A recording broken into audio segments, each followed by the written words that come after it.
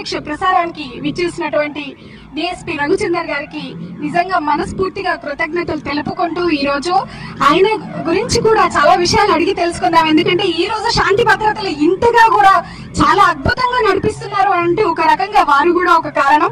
ఎందుకంటే వారిని అడిగి కూడా చాలా విషయాలు తెలుసుకునే ప్రయత్నం అయితే చేద్దాం. నమస్కారం సార్. నమస్తే సార్, ఈ రోజు చూసుకుంటే 500 మందికి పైగా సిబ్బంది. నిజంగా గణపతి నవరాత్రులకు మీరు పడే కష్టం చాలా గొప్పది సార్.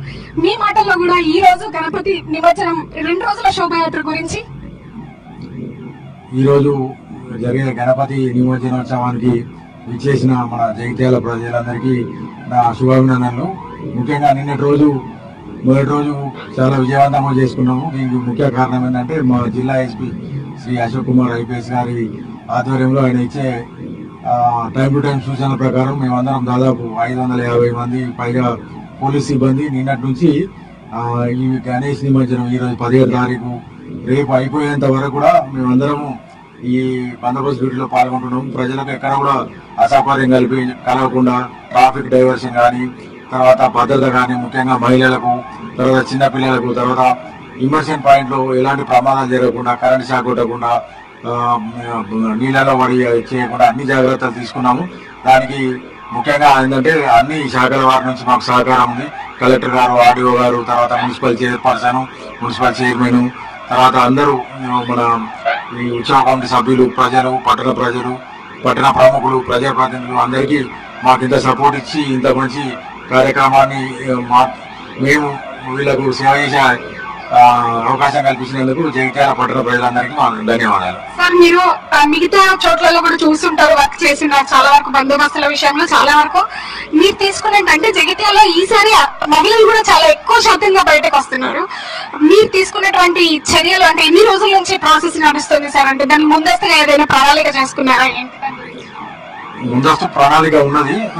నేను మా సారు ఎస్పీ గారి ఆదేశాల మేరకు వివిధ వర్గాలకు చెందిన వివిధ వాళ్ళతోటి మన పొలిటికల్ లీడర్స్ కావచ్చు, అధికారులు కావచ్చు, అందరినీ కలుపుకొని పోయి మేము సమన్వయ సమావేశాలు ఏర్పాటు చేసుకున్న తర్వాత ఎక్కడెక్కడైతే రష్ ఎక్కువ ఉంటుంది, సమస్య ఎక్కువ ఉంటుంది అనేది గుర్తించిందంటే అక్కడ బందోబస్తు అనేది కొద్దిగా ఎక్కువ డిప్లాయ్ చేసుకున్నాం. తర్వాత ఏంటంటే మన గణేష్ ఉత్సవ కమిటీ సభ్యులతో కూడా మా పట్టణ సిఐ గారు, ఎస్ఐలు అందరూ కూడా ఏంటంటే రెగ్యులర్ గా వెళ్లి వాళ్ళతో ఇంటరాక్ట్ కావడం, వాళ్ళతో పరిచయం పెంచుకోవడం, వాళ్ళతో సన్నిహిత సంబంధాలు ఏర్పడుకొని మేమంతా ఈ శోభాయాత్ర సాగుగా జరగడానికి మేము కృషి చేస్తున్నాం.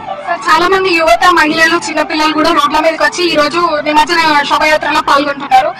గణపతి తీసుకొచ్చే వాళ్ళ దగ్గర నుంచి జనానికి మీరు ఏమైనా సలహాలు, సూచనలు ఇవ్వదలుచుకున్నారా సార్?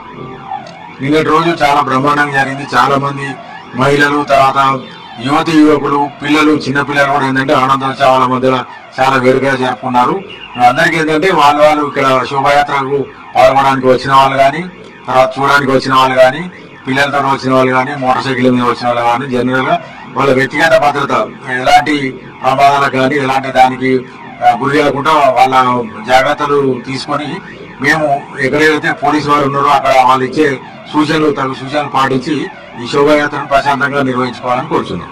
చాలా మంది చిత్తకుండా తటాకం దగ్గర కానీ, ఇక్కడ టవా సర్కిల్ దగ్గర కానీ చాలా మంది గుమిగూడినా కూడా వెంటనే పోలీసు వారు వచ్చి అక్కడ అది క్లియర్ చేస్తున్నారు. దానికి చాలా సంతోషం. అలాగే మీరు అంటే ఇప్పుడు నిన్న రోజు చాలా గంటల తరబడి జరిగిన శోభయాత్ర ఈ రోజు కూడా ఇంతవరకు సాగుతుంది కాబట్టి ఇంతవరకు జరిగినటువంటి శోభయాత్రలో ఏమైనా అల్లర్లు జరిగినాయని మీ దృష్టికి ఏమైనా వచ్చినాయి సార్?